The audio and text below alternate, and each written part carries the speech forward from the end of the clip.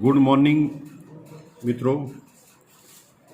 TYBSc sem 6 paper number 604. ચેપ્ટરનું નામ છે મોડ્યુલેશન.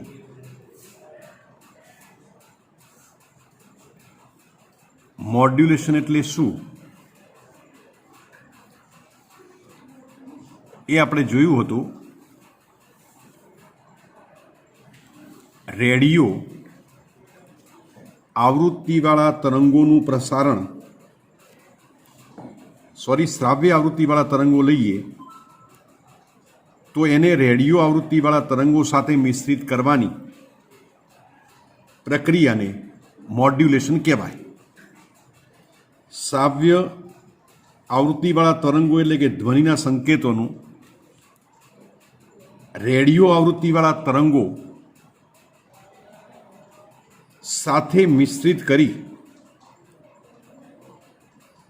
અને મિશ્રણ કરવાની આ પ્રક્રિયા જે છે એને મોડ્યુલેશન કહેવાય. મોડ્યુલેશનમાં આજે પ્રશ્ન આપણે લઈશું કંપ વિસ્તાર અભિમિશ્રિત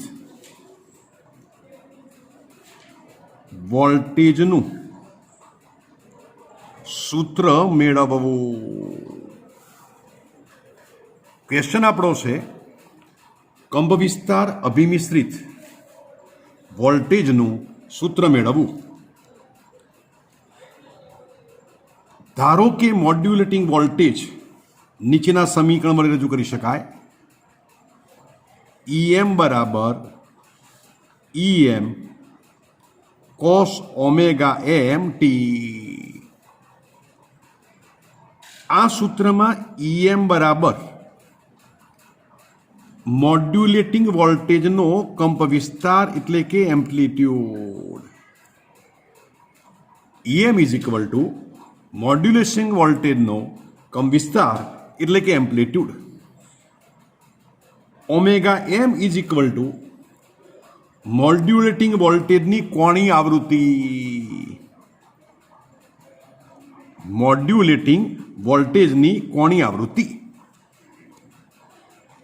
તો મોડ્યુલેટિંગ વોલ્ટેજ આ સૂત્ર મુજબ રજૂ કરી શકાય. EM બરાબર E into M cos omega t. હવે કેરિયર વોલ્ટેજ આ સૂત્ર મુજબ વ્યાખ્યાયિત કરી શકાય. EC is equal to EC cos omega CT plus theta. આ સૂત્રમાં EC is equal to carrier વોલ્ટેજનો કંપ વિસ્તાર. કેરિયર વોલ્ટેજનો કંપ વિસ્તાર. Omega C is equal to carrier વોલ્ટેજની કોણીય આવૃત્તિ.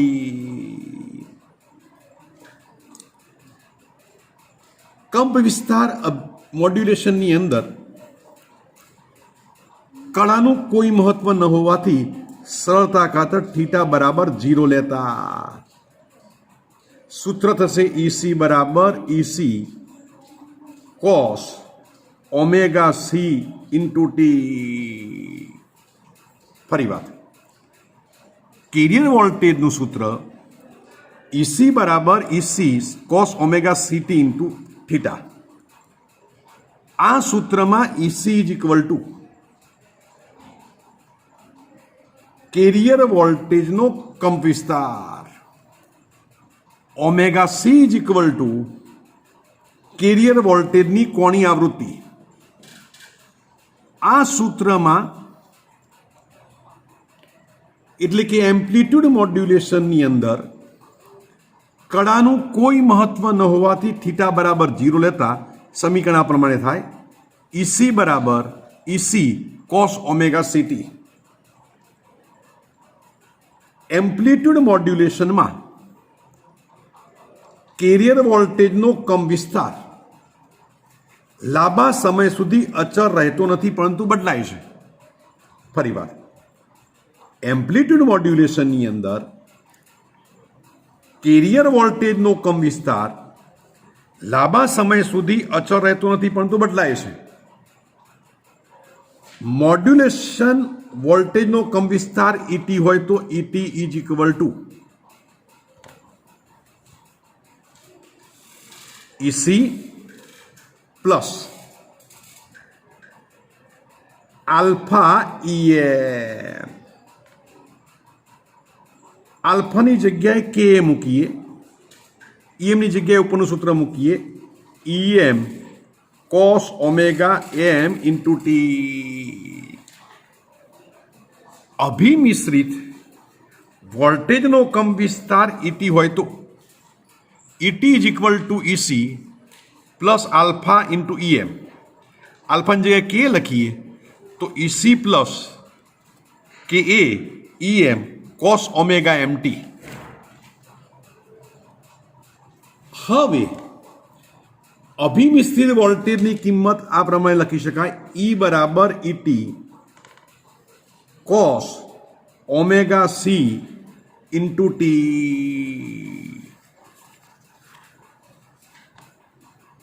આ સૂત્રમાં ETની કિંમત મૂકીએ તો EC પ્લસ કે EM cos omega M into T into cos omega C into T. આ પદમાંથી EC સામાન્ય કાઢીએ તો 1 પ્લસ કે EM EC cos omega M into T into cos omega C into T. આ પદની જગ્યાએ અમે લખીએ તો સૂત્ર આમ થાય, EC 1 plus MA cos omega M into T into cos omega C into T.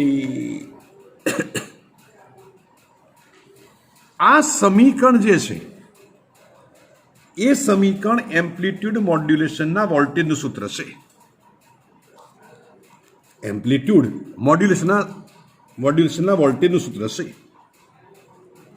આ સૂત્રમાં MA બરાબર લખ્યા KE EM upon EC. MA ને મોડ્યુલેશન અચળાંક અથવા મોડ્યુલેશન ઇન્ડેક્સ કહેવાય. આ બાજુ 100 વડે ગુણીએ અને આ બાજુ 100 વડે ગુણીએ તો આ જે મળે એ અભિમિશ્રણની એટલે કે મોડ્યુલેશનની પ્રતિશત માત્રા મળે અને 100 વડે ગુણીએ તો અભિમિશ્રણની પ્રતિશત માત્રા મળે. જોજો ફરીવાર ક્વેશ્ચન. કંપ વિસ્તાર અભિમિશ્રિત વોલ્ટેજનું સૂત્ર મેળવો. મોડ્યુલેટિંગ વોલ્ટેજ આ સૂત્ર મુજબ લખીએ, EM બરાબર EM cos ઓમેગા MT, જ્યાં EM એટલે કંપ વિસ્તારનો, ઓમેગા M એટલે કોણીય આવૃત્તિ. કોની કોણીય આવૃત્તિ? તો મોડ્યુલેટિંગ વોલ્ટેજની કોણીય આવૃત્તિ, મોડ્યુલેટિંગનો કંપ વિસ્તાર. કેરિયર વોલ્ટેજને આ સૂત્ર મુજબ લખાય, EC બરાબર EC cos omega CT into theta. આમાં EC એટલે કેરિયર વોલ્ટેજનો કમ વિસ્તાર, ઓમેગા C એટલે કેરિયર વોલ્ટેજની કોણીય આવૃત્તિ. એમ્પ્લિટ્યુડ મોડ્યુલેશનમાં કળાનું કોઈ મહત્વ ન હોવાથી થીટા બરાબર 0 લઈએ એટલે સૂત્ર આમ થાય, EC બરાબર E into C cos omega C into T. Amplitude મોડ્યુલેશનમાં કેરિયર વોલ્ટેજનો કમ વિસ્તાર લાંબા સમય સુધી અચળ રહેતો નથી પરંતુ બદલાય છે. આથી મોડ્યુલેશનનો કમ વિસ્તાર ET આ સૂત્ર મુજબ લખાય, ET બરાબર EC ઇન્ટુ આલ્ફા EM.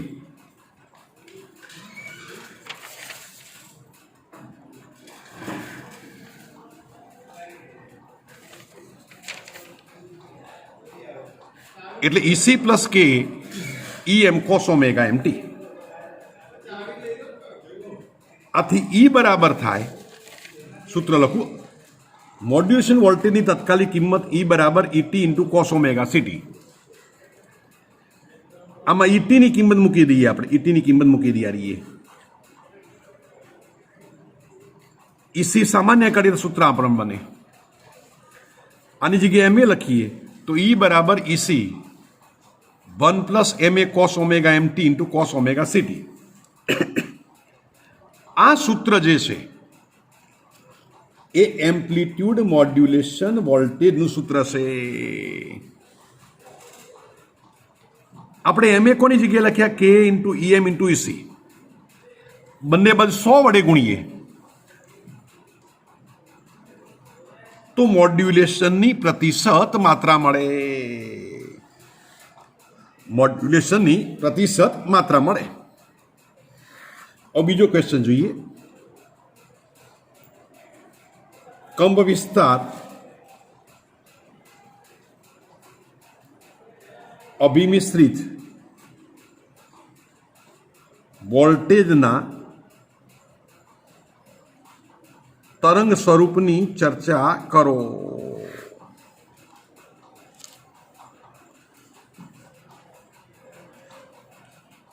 હવે કેરિયર વોલ્ટેજ, તો કેરિયર વોલ્ટેજ આમ દોરવામાં આવે.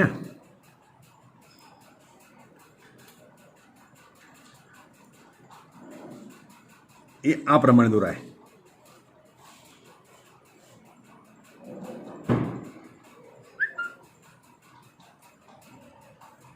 આ કેરિયર વોલ્ટેજ ઈસી બરાબર ઈસી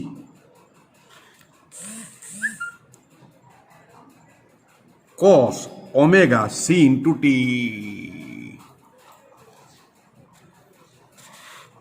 મોડ્યુલેટિંગ વોલ્ટેજનું આપણે ચિત્ર દોરવું આમ દોરાય. 1 મિનિટ, આ ઈસી બતાવે કમ વિસ્તાર. મોડ્યુલેટિંગ વોલ્ટેજનું ચિત્ર દોરવું આમ દોરાય. એ આ ઈએમ બતાવે. અહીંયા 0 લખો, પાય લખો, 2 પાય લખો, 3 પાય લખો, વગેરે લખો. આ સૂત્ર છે મોડ્યુલેશન વોલ્ટેજનું. આ બંનેનું ભેગું કરીએ તો ચિત્ર આમ આવે.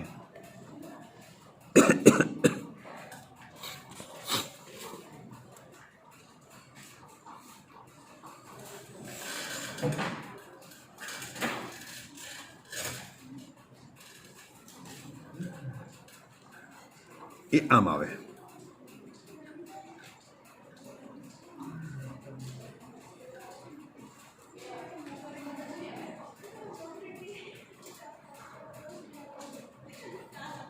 બરાબર. આ છે ઈસી મેક્સિમમ. એવી રીતે આ છે ઈસી મિનિમમ. આ સૂત્ર ઈ બરાબર ઈસી કૌંસમાં 1 plus M A cos omega M into T into cos omega CT. બરાબર.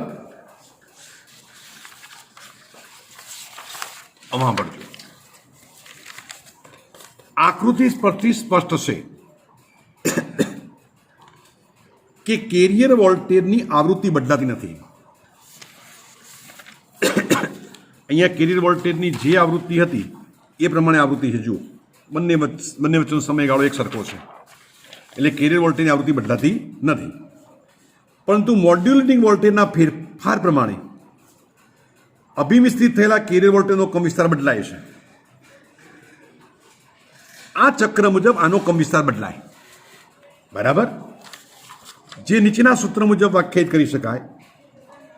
E is equal to EC 1 plus MA cos omega M into T into cos omega C into T.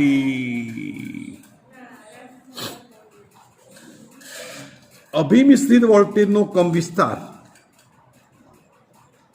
Is equal to EC 1 plus આ કમ વિસ્તાર બતાવે 1 plus MA cos omega m into T. આકૃતિ પરથી મહત્તમ કમ વિસ્તાર EC maximum is equal two EC કૌંસમાં 1 plus ma એટલે ન્યૂનતમ કમ વિસ્તાર EC minimum is equal two EC કૌંસમાં 1 માઇનસ ma. આ બંનેનો ગુણોત્તર લઈએ તો EC maximum upon EC minimum is equal two 1 plus ma upon 1 minus ma.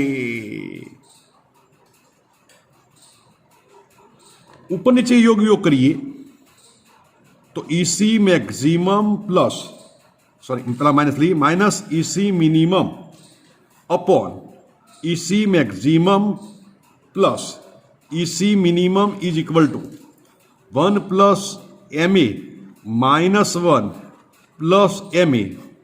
નીચે 1 plus ma plus 1 minus ma. 1 1 cancel, ma cancel. અહીંયા 2 ma બાય 2 એટલે કે ma is equal two EC maximum minus EC minimum upon EC maximum plus EC minimum. સૂત્ર એકનો ઉપયોગ કરી modulation અવયવ એમ નક્કી કરી શકાય. આ માટે સીઆરઓની પ્લેટ વાયવાય પ્લેટ પર અભિમિશ્રિત કેરિયર વોલ્ટેજ અને એક્સ પ્લેટ પર યોગ્ય ટાઈમ બેઝ વોલ્ટેજ આપવામાં આવે છે. તેથી સીઆરઓના પડદા પર આકૃતિમાં દર્શાવ્યા મુજબ આકૃતિમાં દર્શાવ્યા મુજબ સીઆરઓના પડદા પર તરંગવાદ આકૃતિ મળે છે. તેના પરથી ઇસી મેક્સિમમ અને ઇસી મિનિમમ ના મૂલ્યો નક્કી કરી શકાય અને અભિમિશ્રિત અવયવ નક્કી કરી શકાય. જો ફરી વાર સાંભળજો. આકૃતિ કેરિયર વોલ્ટેજની, આકૃતિ મોડ્યુલેટિંગ વોલ્ટેજની. આ આકૃતિ જે છે એ મોડ્યુલેશન કર્યા પછીની એમ્પ્લિટ્યુડ મોડ્યુલેશનની આકૃતિ છે. હવે ઈ બરાબર EC 1 plus ma cos omega mt into cos omega ct. આનો કમ વિસ્તાર આ સૂત્ર મુજબ લખાય. ઇસી મેક્સિમમ લખવા હોય તો ઇસી 1 પ્લસ ma લખવા પડે, આની કિંમત 1 લખવી પડે. ઇસી મિનિમમ લખવા હોય તો આની કિંમત -1 લખવી પડે, એટલે ઇસી 1 માઇનસ ma. આ બંનેનો ગુણોત્તર લઈએ તો EC maximum upon EC minimum is equal two 1 plus ma upon 1 minus ma. વિયોગ કરીએ તો ma બરાબર EC maximum minus EC minimum upon EC maximum plus EC minimum.